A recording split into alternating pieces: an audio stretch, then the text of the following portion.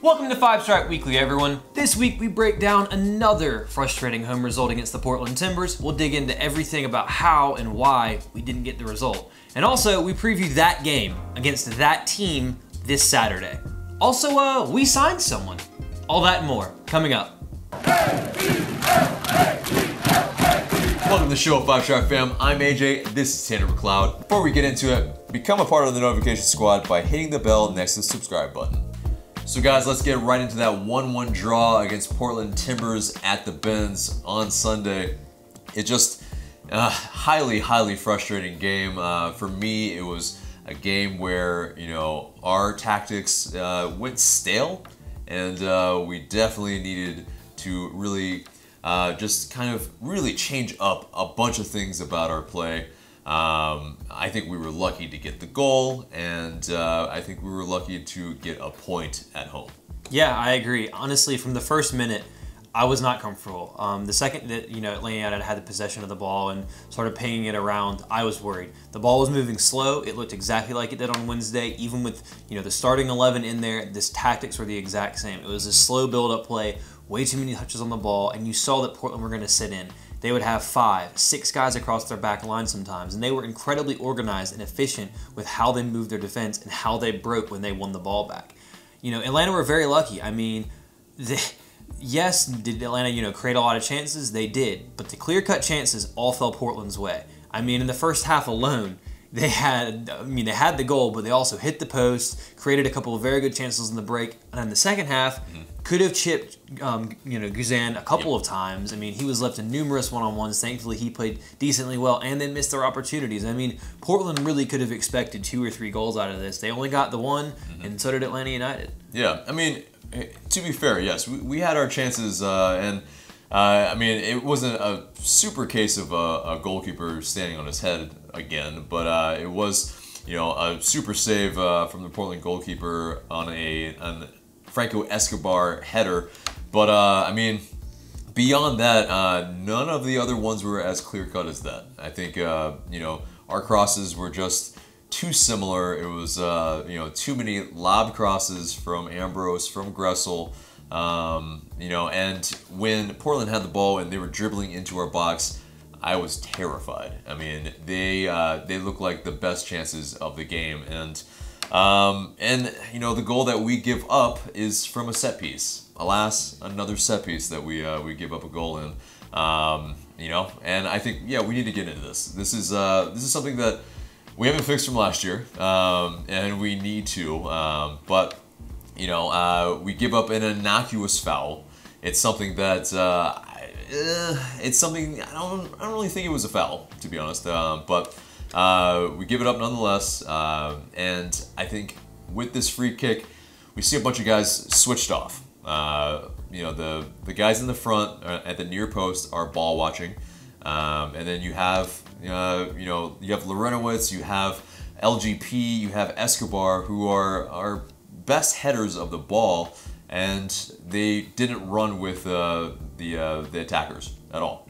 So it's just kind of pretty miserable defending on a set piece that I think we completely switched off on. Yeah, I agree. I mean, if you go back and you watch a replay of it, there's no communication that's good.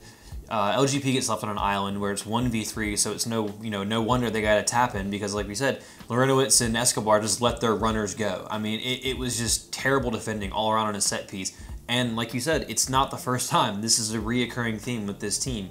And you can't be conceding goals like that, especially at home when, the team's sitting in, because that's all they need is a goal. And then they're going to sit in even more and be more disciplined and hang on for that goal and then keep breaking and try to get another one. And that's what, Portland did. And, honestly, they scored on probably what wasn't even the best chance of the game that they had. So they were very good, and they're a team that's in form right now, playing really well, and you can expect them to be, thereabouts in the Western Conference in the playoffs, because that's the kind of team they are. They've been playing well for a few years now. Even with the new manager, they finally figured things out, and they have dangerous players. They have Diego Valeri, last year's MVP. They move the ball incredibly well. And honestly, that's one of the things that they did so much better than Atlanta United. When Atlanta United were actually defending, which wasn't a lot, to be honest, when Portland had, an extended spell of possession on the ball, whenever we broke very slowly. 1, 2, 3, 4 touches, dribbling inside for no reason, passing it to the wrong guy, slowing the game down, letting Portland get back and get into their defensive shape. Whereas when Portland broke, it was 1, 2, 3, direct, going straight through it. Right. That also had a lot to do with the fact that Atlanta United were incredibly poor when in possession of the ball for long periods of time. LGP's positioning, poor. He made a couple of runs into the opposing half, losing the ball, leaving Parkhurst on an island for reasons I don't know. But who I was really frustrated with was Escobar. His positioning reminded me very much of the Houston game, where you kept drifting inside and inside, almost playing as an auxiliary central midfielder, and at times he was stationed higher up the field than Tito Villalba was, and Tito came in. Yep. I mean, on one chance in the second half, Portland are breaking, and the people you have defending are Tito at right back, Parkey, and Mikey Ambrose running for their lives. And there's no one else coming back. You can see Gressel jogging. Escobar is way out to sea on the right wing. What he's doing up there when we don't even have the ball is beyond me. There's no way he's going to get back. It needs to be him tracking that run and Tito up top, and not the other way around. For me, I think that Escobar definitely has his qualities, but if he's not going to be as good of an attacking player as, say a Gressel, I don't see why he's pushed that far up. If Gressel's playing right back, which I think is something that Atlanta United should really think about experimenting with, considering we've played him everywhere else, at home against a team that's decent, that's looking to break, I would rather have Gressel there because he's shown that he can track back and work hard, and he offers you more offensively going forward than an Escobar. His crossing's better, his movement's better, everything in that attacking sense of the ball is better than Escobar, and he works back. And as he showed playing as a right wing back, defensively, is he can he get exposed? Yes. But so can Escobar because of his poor positioning. So I think that could be something that could be interesting to see, because I think him and Tito could combine really well on that right-hand side against a team that might not be as good, that might sit in deep and doesn't have the quality of, say, Portland. Cough, cough, Orlando City this weekend. But, it's like, I also really didn't understand the point of bringing Zizzo on, because I would have understood when I saw Zizzo. I was like, okay, he's going to come on for Escobar because Escobar's positioning has been poor. He gives you a bit more defensive, solidity on the right-hand side because you're not looking to concede again. And yet he came on for Ambrose for reasons I don't understand. I think it was this. So Ambrose, he was chasing around, Valeri and Blanco. He looked probably a little bit tired, and I think that's what Zizzo was brought on for. But in terms of anything beyond his defensive capabilities, yeah, that's really all he was brought on for. I think to give energy when we needed it, because I think Ambrose had played during the week as well. That's really all that was, I think. But just knackered. Yeah, but in terms of Gressel, as a right back, I think obviously with the Darlington Nagbe injury during the game, where he just, he had to lie down, and it was a mystery of what the injury was. We'll get into what it is later, but it's a case of, I'm not so sure, he might be brought in as that central midfielder, and so we'll find out obviously what the case will be, but I don't think either one of us are keen on him being a central midfielder either. Yeah, and so we'll also get into that. But as a right back, that will be very interesting if Darlington Nagbe had not been injured. So obviously it's a kind of speculative type of thing, and now we probably won't see until a while now. But in terms of the lion's share of the chances, yes, were Atlanta United's, and the Atlanta United players definitely talked about how they felt like they were on top of the game and they dominated the game. But I think as fans, and I'm speaking for you here, we did not feel that we really had control of the match. I think we played right into Portland's game plan and how they usually play against teams, and to be able to get results against teams.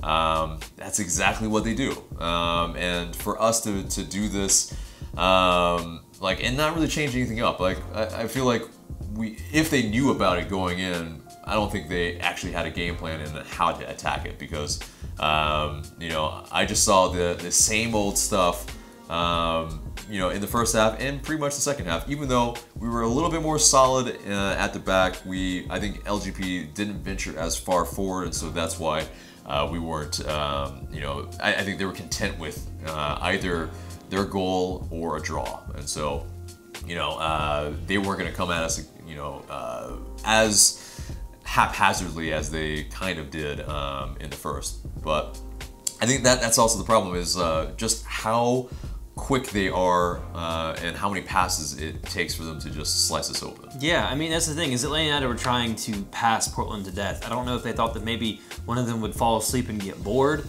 but I mean, that was the thing, is Portland was efficient with its use of the ball when they had the ball, which is a hallmark of Atlanta United last season. Was they attacked very quickly, very directly, they ran at defenders, made things happen, forced them into making mistakes, and then scored. Right. What we saw this past weekend was holding onto the ball, taking way too many touches and slowing the play down, which is not going to break a team down that's so tactically prepared to play that way. I mean, Portland won the tactical battle. They knew exactly what they wanted to do, and every single player knew exactly what they wanted to do and what they needed to do. I don't think Atlanta United knew that. I think a lot of times there were players standing around, no one making a run, going, who's going to make the run? Who's going to go where? Who's going to do something to pull someone? And I think there was a very much a lack of ideas. You know, in the second half, when you keep doing the same thing over and over again, did we create chances? Yes, but they were the same chances over and over again, and Portland was content with that. They were content with lob crosses into the box against a not fully fit Joseph Martinez, and they kept winning the headers. You know, we could have tried playing it along the floor, because a lot of the times that's where Atlanta United can create a goal, is a cross played along the floor, a scramble, and Joseph almost always manages to put a foot on it. But we didn't change anything up, and it's just like you expect them, if something's not working, to change, and nothing changed throughout the game. Especially when our players are not very tall, especially you know, Joseph Martinez. He's 5'7", he can win a lot of headers, but I mean, when you have 6 guys in the box that you have to contend against, I mean, it's going to be very difficult, and especially when if you're crossing it to his face when he's wearing a mask, you know, and so you know, the debut of the mask, of course. Leave us some comments of what you know, what is his alter ego like? What do you guys think? So I don't know. He decided to get rid of it in the 60th minute anyway. So. Yeah. He was like, I'm having none of this. But yeah, and I think the physio probably wasn't happy about that. Yeah, probably not. And you know, hopefully, yeah. I mean, you know, he's gonna wear the mask in the future because if he gets.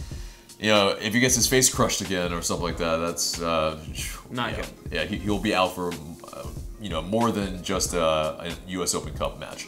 But in terms of the second half, we did look brighter when Tito Villalba came on. Hits the crossbar. Yeah, he hits the crossbar, all that. But I think, you know, he's making the runs. He plays with that urgency that we need. That, you know, I think we don't play with unless he's in the match, because he kind of really gets us going in that sense. And it's kind of ironic that we scored and then he comes on and then we look kind of better, but I think the lull still happens at the end of the match, and you know, we couldn't find an answer to be able to unlock their defense. I mean, I agree with you 100%. He's a lot more direct. You know, he likes running at players. He loves a nutmeg. He loves you know, hit it past the guy and run around them. I mean, he's very much a direct attacking player, and I like that about him. He's not afraid to pull the trigger. I think we'll see him starting this week now with Nagbe going out. I think that's very much a possibility, and especially against that team from the you know, he enjoys a good goal against that team. Yeah. So you know, I definitely think that he's a guy that we should be playing from the off. Come Saturday. And you're right, it did change things a little bit, but in the end it did eventually end up being the same thing, and we weren't decisive enough in the final third, and we didn't play that ball that needed to be played. And you know, the positive is, takeaway though, you know, at least they've been creating chances. Somehow, even though it's acting like we can't score a goal to save our lives, because it feels like we can't, they're still, you know, they have scored the most goals in the league. Mind you, Red Bull have played 2 less games, but Atlanta, as of right now, has scored the most goals in the league. And they're still in first in both the East and the Supporters' Shield. So, you know, it's annoying right now that they've hit a rough patch, but these players are still confident in themselves. They're annoyed with themselves, and they know they can do better. I mean, I think I'm guilty of it myself. We all expected Atlanta United to win every single home game 3-1. That's what I said at the beginning of the season. I still think they can get back to that. Julian Gressel's, you know, hinted as much about, you know, this team needs to be winning games at home. But, you know, it can't always happen all the time. But I expect them to come into good form. I think they will come good. And God help the MLS when they do, because I think once this team can figure itself out and get going, then they're light years better than anyone else. Yeah, and I still think it's early yet, because it's that, you know, I think as we talked about in maybe the fan camps, I think, you know, it's mid-season. You know, it's something that we don't need to get into the very top form and then peak, and then we kind of sputter into the playoffs. So I think it's okay that we're working out the kinks and figuring out what we need to change to be able to be adaptable for each team that we play. But there's also that aspect of I can hear those people talking about the 4-2-3-1 and how maybe that's just not the formation for us. We need to move back into the 3-5-2. I think it's beyond formation for us at this moment. I think it's in our style of play. I think our ideas have run stale, and so also when you don't have a Tito Villalba match fit and you play a Julian Gressel as your right winger, it's a different aspect. It's not a one-for-one type of positional swap. It's they offer so just vastly different type of things. I think with Tito starting from the off, I think we provide more chances to score in the beginning of the match versus just not figuring out anything until a moment of magic happens or a rebound.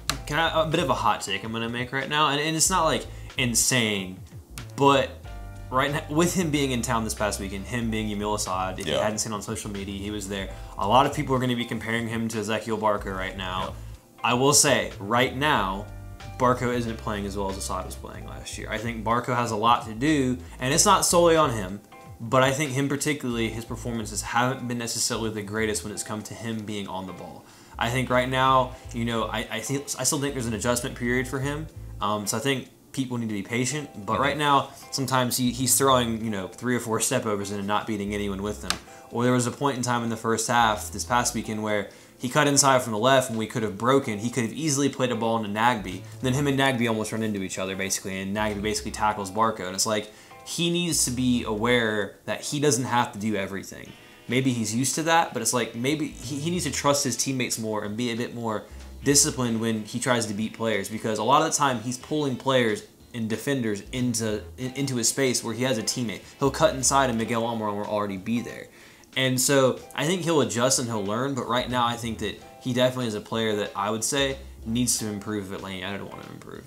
Yeah, I mean, I agree to an extent. I mean, yeah, I agree that maybe he needs to dribble more into the box and be a bit more direct. Is really what I'm getting at. Right, maybe for sure. Make quicker decisions, and if he does that, then it will have defenders, second guessing themselves. Yeah. Right now, they're just sitting there waiting for him to do something as he throws in 3 step overs, and then cuts in to help defense, basically, where he gets surrounded by 4 guys and then gets muscled off the ball. Sure, yeah, I mean... and he's also 19, so it's like, I expect him to make mistakes. He's still developing. And there's a 4-year age difference between him and Yamil Asad, and so... And also, I agree, there maybe isn't that kind of, decisive pass to where... I think you saw a little bit. I mean, Yamil Asad maybe is just a little bit more like YOLO. I'm gonna play through ball here. He's playing. And, he's having really good numbers again with DC, despite not having the the attacking talent of a Miggy or a Joseph. So which just shows off the quality of him. Yeah. Which is also, I think, making it harder on Barco as well, because I think fans, like I just kind of did, are comparing them, which is a fair comparison to make. Absolutely. But also, it was a 1-for-1 positional swap. Yeah. Definitely. But yeah, in terms of I think we do, like you said, we need to be patient with him because I think he brings that other dimension that we really need come when he does figure it out and we can break down a really deep lying team, because Yamil Asad, frankly, is not as good of a dribbler, and I think once he figures it out, and once he figures out that, okay, I need to pass it sooner, or I need to get in the box for more dangerous positions, then it will actually, our form will actually get better with that, and hopefully, him, Miggy, and Nagbe stop playing in the same spaces. Yeah, pretty much. I think that's the thing, is you're seeing a lot of players popping up, and when you have that many attacking players, you're going to have that where players keep getting... But you solve that problem by playing more games and figuring out, okay, who goes here and who goes here. Okay, when you come here, I have to go here. And I mean, it's not just Barco. Miggy hasn't had a great season. I don't think anyone's really particularly had a great season like last year, which is kind of crazy because they can do it. And if they can figure out how to do it at the same time, that's scary, because You see the ability to have that one-touch passing between Miggy and Barco. You've seen that. You know Tito can do that. You know Joseph can do that. So it's like once they can figure out how to do that, and I believe they will, they're going to be incredible. It's just right now we have to get through this frustrating process, but also realize it's the end of June. We want to be playing in the beginning of December because that's when MLS Cup is. So we've got a little ways to go yet for them to figure things out. And guys, let's get into the news. To start off, Atlanta United's game this past Sunday, which was broadcast on Fox, averaged over 1 million viewers, which is one of the biggest watched soccer games on that network in a very, very long time. Good news, we're also going to be on that network after the World Cup final. So hopefully we can finally get it together and show the world how loud we can be, because that game will have 70,000 people, and clearly a lot of people are watching. Yes, and into that injury report, Darlington Nagbe is injured for 2 to 3 months, and it's an adductor injury. So it's kind of along your, your thigh, kind of near the groin area. Seems very, very painful, and just get well soon, Darlington, and hope you come back, sooner than that, but probably not. We'll really have to find a good deputy for you when you're not in the team, because this is going to be a tall task to replace your production and your output. I mean, it's just going to be a very tough and tall task. Yep, and unfortunately, Atlanta United isn't the only team Nagbe will now be out of, because 6 Atlanta United players have been voted into the MLS All-Star team. Unfortunately, they'll all probably be playing. I really didn't want them to. Fun little anecdote about this. Apparently, NYCFC fans were spamming the website voting for Atlanta United players so that there'd be more Atlanta United players. So, thanks, guys. Yeah. We really appreciate that. You have no idea. Yeah, I mean, it makes sense on that regard that they would do that, because I think we were doing that with Orlando City players, I think. So, it happens. I wonder why we do that. Yeah, and I think the voting, the whole system might change next year, because I think it's broken. Yeah. Anything where it involves voting in Atlanta United is just accept that it will be broken. Right. I think they blamed it all on us, but I don't think it's all Atlanta United. I'm just saying, in general, people either will do it to troll Atlanta United, or Atlanta United fans will just vote for something. So one way or the other, we win, I guess. I don't know. Yeah, I mean, but moving on to Atlanta United 2, we had a game, but it got rained out, and which is one of those rare things that rarely ever happens in soccer, and but it was just lightning just kept striking, and they had to delay the game, and it got so late that they really just had to reschedule it. So they didn't get past the time where the game would be official, and so they have to play it again. But it was the debut of Kevin Kratz at Atlanta United 2. Mitch Hildebrandt got a start for the first time. That was good, and they have another one coming up this weekend. And guys, we hinted at it last week, and it has become official. Atlanta United have signed that elusive midfielder we've been wanting for so long, Eric Remedi from Banfield in Argentina. Could he be the remedy for our midfield concerns? Yes, I realize that is a terrible joke. You can laugh at me. AJ, tell me about him. Yeah, man. So, I think in classic Darren Eales fashion, we get a little hint and a little bit of a tease of who we're actually getting, and Darren Eales tweets it out before every single signing that we've had, and I mean, this one was Five Stripes Don't Stop with a gif of George Clooney kind of doing a little peering action. I really doubt anybody got this on the first try, but essentially it was the initials of ER, one of the first shows that George Clooney got big on. And so, I think Eric Remedi, there we go. We have our player. He's a 23-year-old midfielder who can play as a box-to-box midfielder and as a holding midfielder. He's a guy that he loves to tackle. He loves to slide tackle like a Carlos Carmona and an LGP, but he's also 5'5", and as you can see, he is he's pretty thick. He's a big dude in terms of... He's stout for his size. Yeah. He's not tall, but, He is wide. Yeah, But you know, apparently he's got just a killer left foot. He can spread out the passes. You know, again, loves the tackle. You know, and can really get up and down as well if needed. But I think we've really brought him in as that central defensive midfielder. And looking into his stats, yeah, you know, he played 21 games last year. He had 35 passes per game, an 81% pass accuracy, about 2 long balls per game, and 2.3 tackles per game, 1.7 interceptions, 1.5 clearances, 2.2 fouls per game, unfortunately. He gets a lot of yellow cards. He got 7 last year, and he got 1 red card. And so stats aside, just not to cut you off real quick, yeah. he loves to tackle. He loves to get amongst it. He loves to throw himself into a challenge. If you watch the highlight video that Leon put out, that we'll obviously have in here as well, he just loves to throw himself in at it. Terrifies me. I think he's a walking red card, but I mean, he'll fit right in with LGP and fill that hole of Carlos Carmona.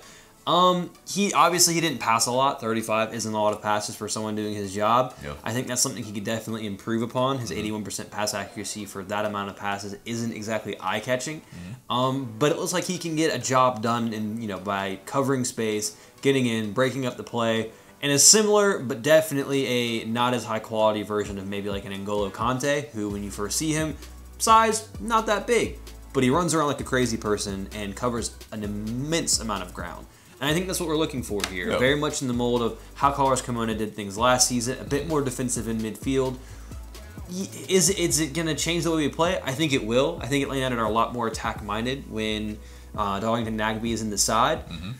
Who knows? But I mean, it's a signing for a decent amount of money, rumored around $2 million, which would make him one of the more expensive players Atlanta United have signed. So right. You expect to see him slide right into the team once he does arrive in the secondary transfer window next month. Right, and it's yet another Argentinian player that you know, has a sell-on fee. It's you know, a sell-on clause where it's 50% of you know, the rights, and so you know, that's steep. Yeah, it's pretty steep. So you know, definitely when we sell on him, if and when we do, it's yeah, I mean, it's got to be hefty. And yeah, just to clarify what that exactly is, that means that if and when we do sell him, say we sell him for $10 million to a club in Europe, Atlanta United will get $5 million of that, and Banfield will get the other 5 of that. That's what Atlanta United have been doing with a lot of their clauses. I forget the exact number, but there's one in Barco's contract as well. I'm pretty sure I'm not happy about that number, but you know, that's kind of what's happening, and that's kind of how Atlanta United are able to get these highly valued players, and why these clubs are able to let them go for less amounts of money, because they know that these players are going to be sold on for large amounts of money, and they'll make that money back. Right, and I mean, so is this player going to replace Darlington Nagbe? Not really. In my opinion, he's you know, he's more of a replacement for Carlos Carmona, and you know, he's that destroyer type of guy. Now in the immediate, you know, he's not able to come in until after July 10th when the transfer window opens for that league, and so the earliest game that he could be selected in is against the Seattle Sounders on July 15th, and that's at the Benz. But I think he needs a little bit more acclimation time. It's not going to be immediate. It's not going to be like 5 days and he's in. And you may see him as a sub, maybe like get 15, 20 minutes if the game is, you know, in hand and it's something that they could do. I think you could definitely see that happening. But I mean, I don't know the specific details about when he can arrive and when he can train. I don't believe he can start training until he officially joins and the transfer is completed on July 10th when the secondary transfer window does officially open up, which would be frustrating because he's kind of sitting in limbo for 2-3 weeks. So, you know, we'll see. I definitely think once he does, you know, get in and start training, he will slide in the squad. And if it, you know, stays with the 4-2-3-1, he will be that player to play in that role and replace Nagbe in that formation, because he will be the most natural midfielder out of the group who can do that job. I don't think Kratz can cover the amount of ground and do that work. I think he can control the game and maybe play a possession kind of tempo game. But I don't think he can do the defensive work, and I don't think that Julian Gressel is, you know, versatile as he is. I don't think central midfield is his best place yet. He's improved a lot this year on a lot of things that I really didn't expect from a guy, you know, that we drafted to have this amount of impact in this team. But his first touch still wasn't the greatest, and that's kind of an important thing when you're playing in the middle of the park, because a wayward touch and the other team can be away. So maybe he's just not ready for that role just yet, but with how much he's improved, I could see him there in the future. But right now, I think Remedi is going to be the guy that we see playing in that role once he gets into the team. Right. And I think that gets right into our mailbag question. And this one comes from Instagram from Tyler. And this was right before we all found out about the announcement of Eric Remedi. Yeah, it asks, so if all the rumors are true and Remedi is really on his way, do you think Nagbe getting hurt is the best thing that could happen for him? Do you think he could come straight in and get significant minutes? And then maybe when Nagbe comes back, have Remedi as the 6 and Nagbe as the 8, and then bench Lorenowitz if Remedi does well enough there. You know, I don't know if he's going to replace Lorenowitz this year, but because I think he definitely needs that time to know the league, get to know his new teammates who he's joining mid-season, which is never easy in any league ever. And so when you do have that happen, you know, I think oftentimes, you know, you're not in the rhythm of the game like the other players are, and you might pick up a yellow card, and then maybe if he picks up 2 yellows, and he has to sit a game, and then maybe he never gets into the rhythm. I think he needs to, you know, I think right now he would be a future starter, but for me, I don't know if he's an immediate starter. I think maybe later in the year if he shows enough and that the chemistry in the team with him in it is there. I think something that's going to be really helpful for him joining is the fact that there are so many Argentinian players already here. There's so many Spanish-speaking players and Spanish-speaking staff with the club that I think it's really helpful for these guys to you know, gel and blend into this club. And I think he'll feel comfortable in that. I think that he's definitely maybe a long-term replacement for Lorenowitz. He's playing fine this season. I see no reason to bench him. I'll bang on it again. You know, now that you have a third proper central midfielder, I could see a 4-3-3. I know I always talk about a 4-3-3, but I think you could very easily have a Nagbe, Remedi, Lorenowitz midfield 3, which I think would be pretty damn good. So it gives you options. It gives you another proper central midfielder that can do a job that you don't really have anyone else that can do that job on this team right now. So I think it's a positive signing. We'll see what happens. You know, he'll have to take his time. We can't rush him right into it because that can really mess up a whole player's career at the club if you rush them in and they don't get that confidence. So we'll see. I think he's definitely a long-term player. We'll see how he does, and if he does well, then yeah, I think he could definitely be that long-term replacement for Lorenowitz. But at the same time, I'd still like us to have maybe a little bit of height in the middle of the park, because him and Nagbe running around in the middle of the pitch, you don't really have too much by way of you know, tall people that can head the ball. Yeah, for sure.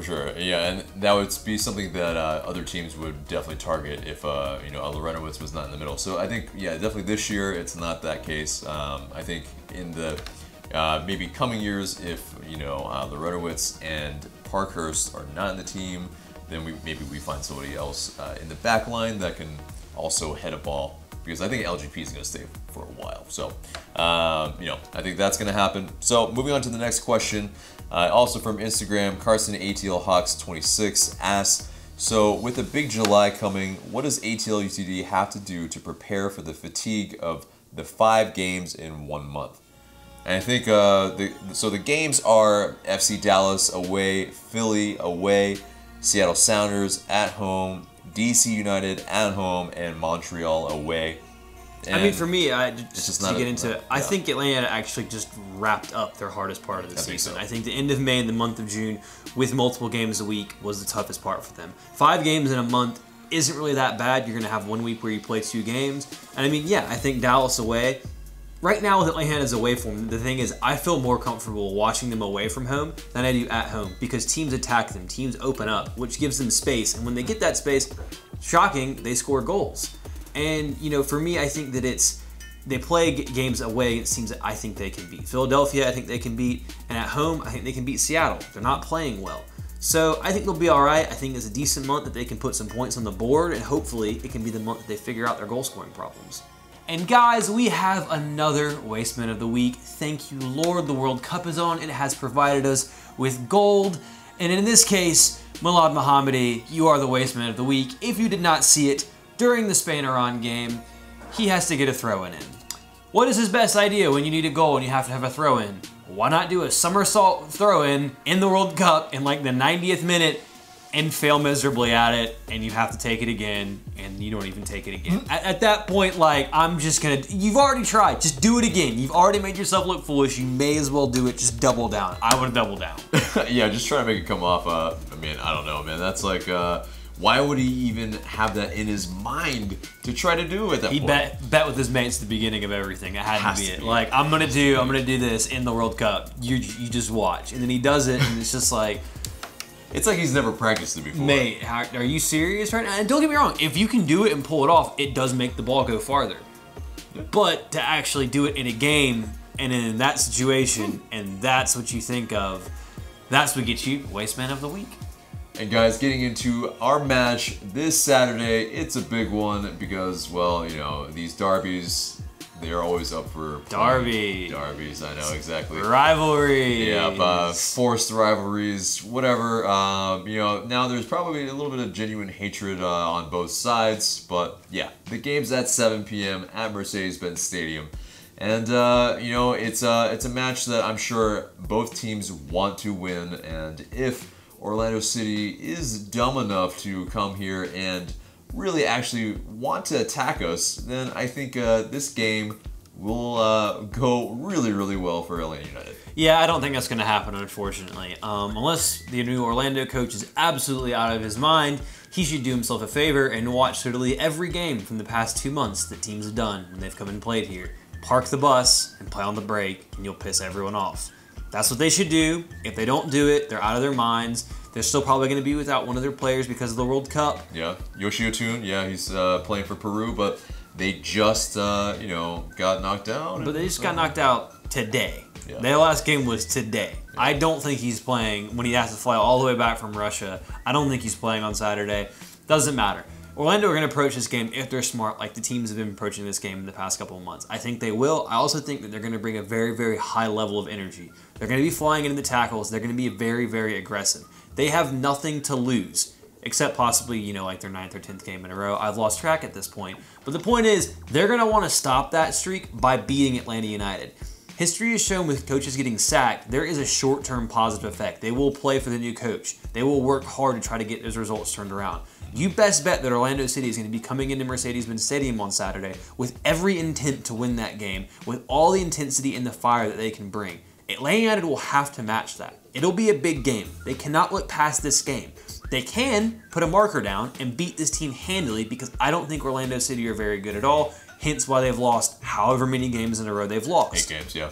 So Atlanta have to be prepared for that. They're going to have to be smart. Obviously, we're going to see a new central midfield pairing, whether it's Kratz, whether it's Gretzel. I don't know, but someone will be sitting there next to Lorenowitz, and that's going to be new. So they're going to have to play well. We'll see what happens, but this is a big game because if Atlanta United struggle here, it can kind of kick them in the teeth, and they might have even, you know, a little bit more poor form, and you best know we will not hear the end of it from Orlando City fans. For sure. And getting into the standings as of right now, you know, of course, we are first, and Orlando City are in 8th, right out of a playoff spot now with that pretty bad form. And, you know, they're at 19, we're at 34 rather, excuse me, and yeah, I mean, that's a pretty big difference, but with that, again, this is a type of game that, you know, that form, that, you know, where you are in the standings, it kind of goes right out the window. And getting into our statistical leaders, Joseph Martinez leads the league with 14 goals. Dom Dwyer leads their team with 7. One of their main assist guys, probably one of the factors of why they haven't been performing as well, is Yoshi Otun. He's got 5 assists. So, you know, but Orlando City, their main focal point of their attack has been Dom Dwyer this season. I mean, it's really, you know, it hasn't looked all that spectacular if he's not on form. And I think you can see it with their run of play. So yeah, I mean, but also remember, he had an excellent game last season at the Benz. Yeah. It was a very, very high-scoring game. They were not afraid. I don't think they're actually going to be afraid this time. They're going to come in saying, it's all in Atlanta United. We have nothing to lose. So which is why that combined with the really poor, dreadful, I want to bang my head against the wall home form recently, I'm really conflicted going into this match. I really do not know what to expect. I really wish we had a player like Nagbe available, but honestly, if this game was being played at Orlando right now, I'd feel a whole lot more comfortable about Atlanta United pulling 3 points out of the bag. I just don't know what to expect with this game at home, to be honest, this week. Yeah, but we'll do our best to predict it, and getting into our formation, it's I mean, Tata Martino could go with a 4-2-3-1. He could go with a 3-5-2, maybe to expect maybe Orlando trying to attack. I think he's still going to go with a 4-2-3-1 just because of the personnel that we have. I think our best 3-5-2 probably came with a Chris McCann in it. So I think it's going to be a 4-2-3-1, and it's going to be a Guzan between the sticks, Escobar on the right, a Parkey, LGP, Ambrose. So in the middle, this is where it's really going to be interesting. Larry, of course, starts, but for me, I think Kratz offers a lot more solidity, and I think just between, just as a two-way player in the middle, I think that's really what we need. I agree with you on that. I think he offers a lot more in possession. I think he can dictate the tempo a lot more. He's a natural central midfield player as opposed to Gressel. Not saying Gressel couldn't do that role, but I feel more comfortable with a player who's used to playing in that position, who also will offer you a lot more from set pieces, from free kicks, from corners. I think Orlando will get frustrated at certain points in time. They will foul. They have shown that they will foul. And if you have someone like Kratz in the field, if the ball's within 30 yards, you know there's a chance that he's going to put that in, or at least he's going to put a good shot or cross in. So I feel a lot more comfortable with that, and I think Gressel offers you a lot later in the game to maybe come on as a sub, or even potentially, in my opinion, starting him at right back over Escobar. It is very aggressive for a game like this, but I honestly believe that, we've talked about how getting the first goal is important. I think in this game, more than anything else, if Atlanta United can score first, they can kick in Orlando, and I think it'll fall like an absolute rotten roof. I mean, I think very much that if Orlando goes behind and Atlanta can score early on, get the crowd into it, get their confidence flowing, I don't think Orlando can handle that moment. Not right now, not with how they're playing. So I think Atlanta United need to be very aggressive from the off. They need to increase the tempo of their build-up play from the off. They need to ask questions of that very, very leaky Orlando City defense. And I think they need to be very creative with how they do that. They need to move the ball quickly. If they're going to cross it along the floor, in the air, change it up, give them new looks, pass and move. That's not something that's been happening a lot recently. I don't think Orlando is nearly as organized as Portland. They're not nearly as organized as Chicago. I think they can be pulled around.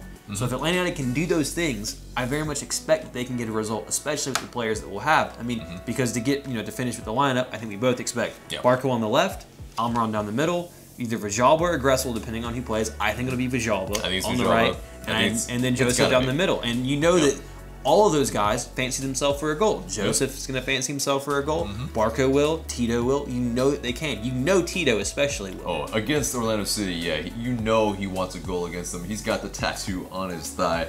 Yeah, he's going to be the lion tamer as much as he wants to be. So hopefully, we get another one late. Hopefully we get a bunch early. But I think that gets us into our score prediction. And I'm going to go with you first, man. Well, for me, I honestly, I've been fighting with myself the entire day, the entire weekend. I have no idea. Part of me, as you can tell if you watch the fan cams or if you listen to the beginning of this, I'm really frustrated with the way this team is playing. I'm not very upbeat about them playing at home. In the fan cams, we touched about how I'm more confident in this team winning a game on the road in the playoffs than I am at home. That being said, I think this team is, they were annoyed after this Portland game. I think they feel that they haven't been playing well at home. They recognize that. I think they know Orlando wants to beat them. I think they also see that Orlando is struggling. I think we're going to come out aggressive. I think we're going to come out pressing the hell out of them. I think we're going to get that early goal, and I think we are going to kick that roof in. And I think that this can be the game that can really kickstart this team going forward, especially into a month where they can pick up, in my opinion, with 5 games, I think they can pick up all 15 points. I think that it's something that once they get, that ball hitting the back of the net, they can, really kick on from there. And I think that this is the best team that you want to play right now. A team that hasn't won in almost 2 months. A team that's lost 8 straight, in a big rivalry game. You get that goal, you get that crowd into it, you get that positivity flowing again. I'm going to go Atlanta, 3 goals to 1. They're going to get 1 because for some reason we just can't keep a clean sheet. Yeah, I mean, I definitely agree that, it's not going to be a clean sheet by any means by any of the teams. And I think, I'm not sure that we've solved our problems on the back post, which they attacked us last year just time and time again. It was all 3 goals that they scored against us at the Benz.